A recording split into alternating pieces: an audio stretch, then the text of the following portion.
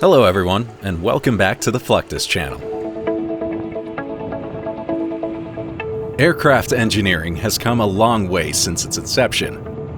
From technologically advanced avionics to stealthy and sleek designs, the aircraft of today boast remarkable capabilities.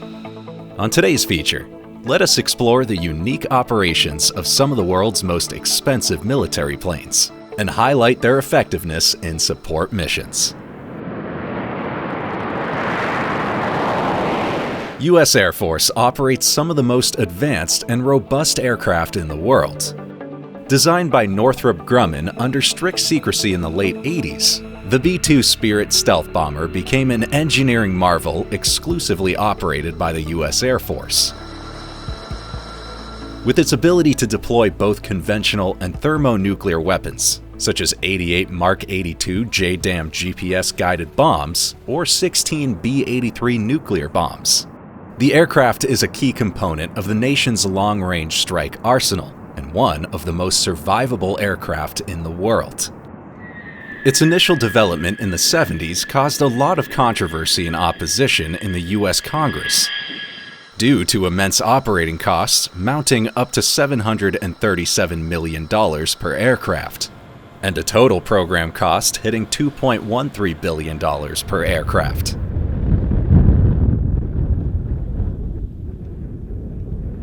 In 1980, however, the government officially announced the launch of the Stealth Aircraft Program, which would enable the country to build manned and unmanned aircraft that cannot be successfully intercepted with existing air defense systems. Its low observability traits give it the exceptional ability to get past an adversary's most advanced defenses. The B-2's embedded engines, special coatings, and distinctive flying wing design all contribute to its low observability and the advanced stealth capabilities it possesses.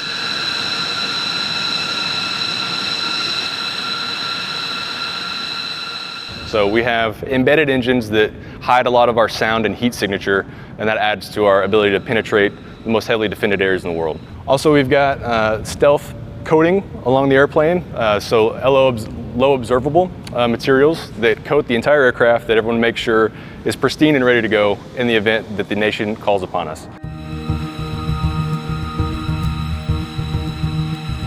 Before a B-2 can take to the skies, the ground crew is tasked with refueling the plane at a constant flow rate from a given distance. The ground crew supervises the refueling operation, and once complete, detach the fuel hose from the aircraft, taking away the refueling equipment from the apron using a towing vehicle. The four GE F-118 non-afterburning turbojets provide the B-2 Spirit with its 19,000 pounds of thrust and enable the 170-ton aircraft to successfully take off.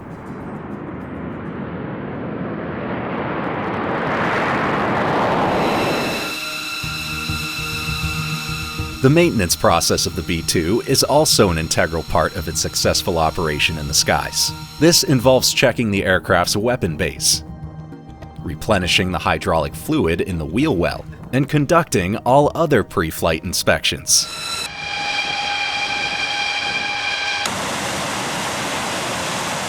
Additionally, the maintenance team physically inspects the engine intake. The only way to reach the top of the airplane is by using a ladder due to the height of the aircraft. To safeguard the B-2's surface, the climbing team's shoes are covered in protective material.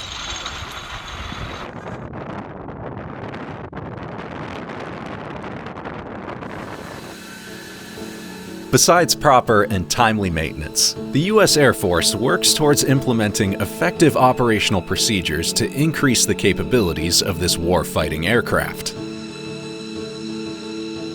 Hot pit refueling is one such technique that allows refueling an airplane without turning off the engines. For running the process smoothly during this operation, a fueling truck is set up close to the parked plane.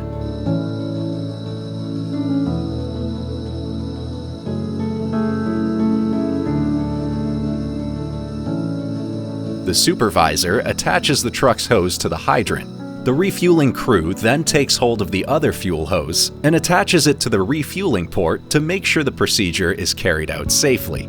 This technique allowed a considerable reduction in the amount of man-hours required for the operational task.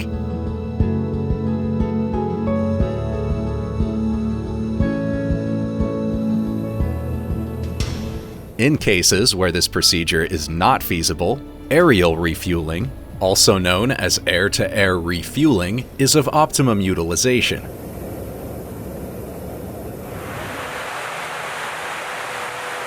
This mid-flight refueling technique involves transferring fuel between two airplanes. The tanker and the receiving aircraft begin by inching closer to one another, while still maintaining a gap of approximately 100 feet. A probe on the receiver is plugged into the refueling tanker using the boom-type probe.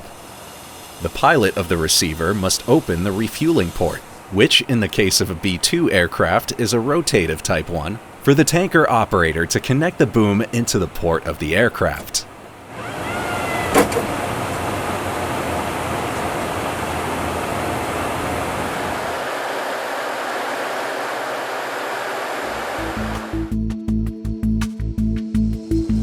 The U.S. Air Force has a few notable flying machines that are designed to perform this refueling task with ease. The KC-135 Stratotanker is one such noteworthy refueling tanker. The tanker is equipped with a variable refueling system and can carry up to 83,000 pounds of cargo in its cargo bay, depending on the fuel storage configuration.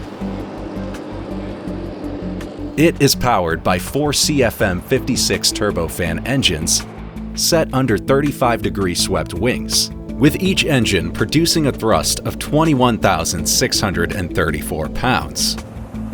The principal fuel transfer mechanism for the KC-135 is the flying boom, which can pump nearly all internal fuel.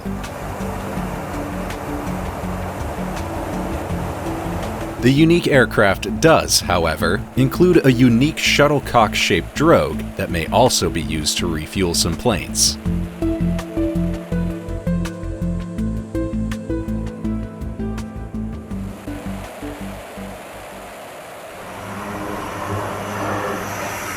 In places where mid-air refueling or even ground refueling isn't an option, the U.S. Air Force uses mobile fuel tanks, or bladders, that can hold thousands of gallons of fuel and be deployed in remote regions. These fuel storage bladders are foldable and collapsible flexi bags that are used as fuel containers. Whenever required, a cargo aircraft such as a C-17 Globemaster is available for such an operation. The fuel bladders are placed on the cargo deck of the aircraft, as the fuel trucks arrive near the rear of the aircraft. These fuel trucks are used to fill the bladders using the fuel hose, taking only a few minutes to deposit each load.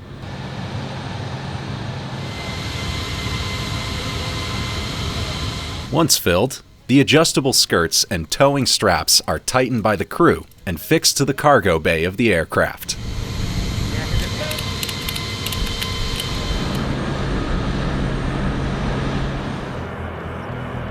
In a mission where the C-17 has to airdrop these fuel bladders, a strap net is used to transform a traditional storage tank to a transportable flexible tank. They are loaded onto the cargo bay of the aircraft using an external ramp connected to the transport vehicle.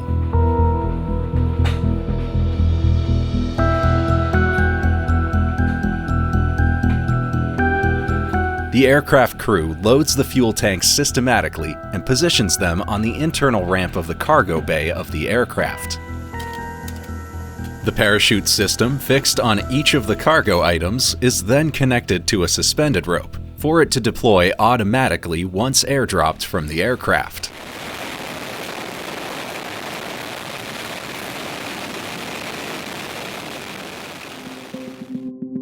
With fuel playing a critical role in the United States Armed Forces operations, the authorities have set up a dedicated fuel lab. which acts as the first line of defense for the Air Force fuel quality check. This lab is the service control point for all fuel-related support issues. It provides a full range of technical and professional services related to fuels, propellants, chemicals, lubricants, gases, and cryogenics for all aerial vehicles, systems, and equipment operated by the U.S. Air Force. The lab is in charge of developing fuel quality assurance and fuel product specifications. Other than maintaining a quality check on the fuel elements, the fuel lab itself undergoes major upgrades to improve its efficiency and provide faster turnaround with its services. Elements such as the fuel yard's filter pumps, storage pumps, as well as the fuel storage tanks are replaced or upgraded to make the fuel lab more environmentally compliant. This process involves a lot of time and resources, with skilled crew using robust machines to handle the heavy and hazardous infrastructure.